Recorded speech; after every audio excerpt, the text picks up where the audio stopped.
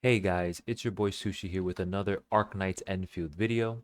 So for this video, we're going to be talking about the two new characters coming up in the 1.1 patch, Tang Tang and Rossi. So this is really just me trying to help the F2P and light spenders plan accordingly. Okay, I'm going to break both of their kits down in a very casual TLDR way and then give you guys some theories to help you guys make an educated decision on who to pull for, right? Because it's very important that you save and pull accordingly for Arknights Endfield. We won't get into that too much in this video, or we won't get into that at all. But of course, if you like a certain character and you don't really care much about team building and meta and stuff like that, just pull whoever you want. Okay? And really quick shout outs to Khan who helped me with some of the theory crafting for this video, and I'll link his Twitch down in the description. So for this video, we'll start with Tang Tang, and then we'll go into Rossi, and then I have a very, very important PSA to help you prepare for the 1.1 patch. So make sure you stay till the end of the video for that. Okay, guys, first up is Tang Tang. Just take a quick look at her animations, guys. I was not expecting her animations to be quite this good, especially since the main story, we didn't see any of that, right? The devs didn't show anything. She was just standing there with her gun while we were fighting the enemies. Okay, but very, very nice animation. She's like diving into the ground, into the water, and look at these water tornadoes and stuff like that. Very, very cool. So too long, didn't read.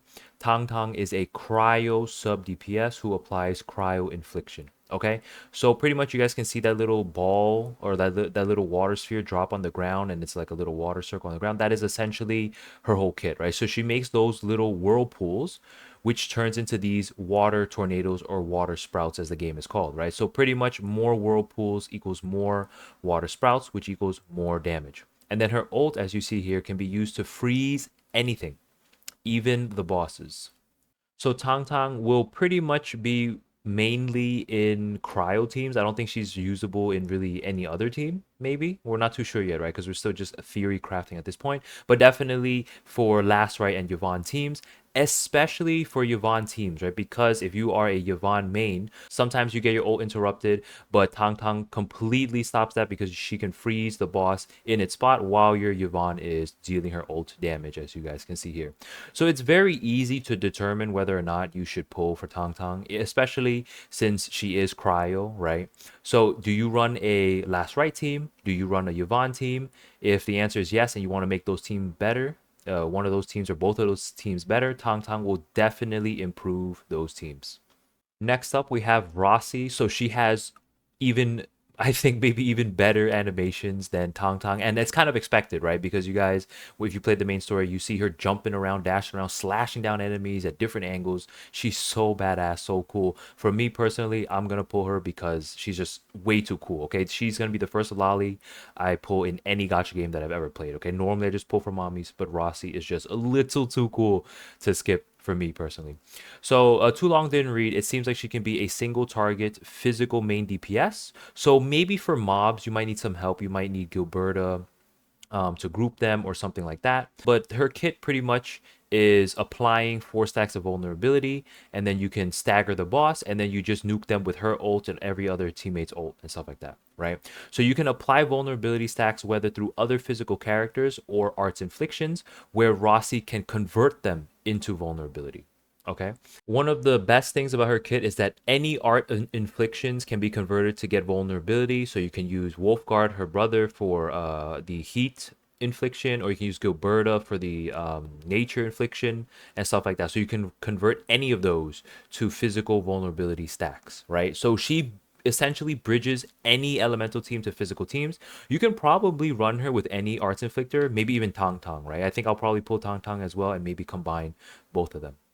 The only two downsides I personally see with Rossi is that it seems like she's a crit DPS, right? So those are pretty hard to build right now, but I'm gonna hope that the future gear, right? Because we're gonna have gear coming, new gear coming, that we're gonna get more crit rate and we'll be able to build her properly as a main DPS, right? Because she's just a single target nuker.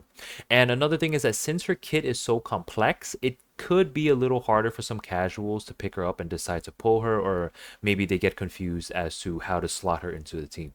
So for Rossi, if you want to pull for her, you most likely want to be running a physical team, or if you like how she is the only character to this date to allow mixing and matching elemental teams, then you can definitely pull for her as well.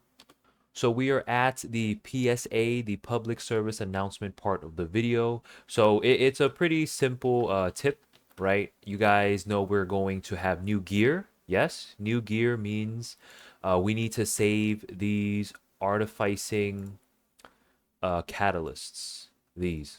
Okay. So I already fully maxed out my Levitain, but now I'm gonna buy these, right? Buy some of these and then save them for for Tang Tang or for Rossi if you plan on pulling them, right? But even if you're just trying to skip them, I still think you should probably store up on some of them. Have like maybe 50, maybe even like 100 saved up for, I don't know, Mifu, Zhuang Fang Yi and stuff like that. But yeah, that's pretty much it for the PSA. All right, we're at the end of the video. So if you guys felt that this video was helpful or you liked it, don't forget to like, comment, and subscribe on this video. I'm trying to hit 2.5 thousand or 2.5K subs by the end of March for some monthly pass giveaways. So all you have to do is like, comment, subscribe on this video to enter that. You can also join my Discord if you want to talk more about Arknights Endfield and get tips and advice and stuff like that for your account. I stream gacha games every single night, guys, here on YouTube and on Twitch. So if I don't see you on stream, then I'll just see you in the next video. Bye.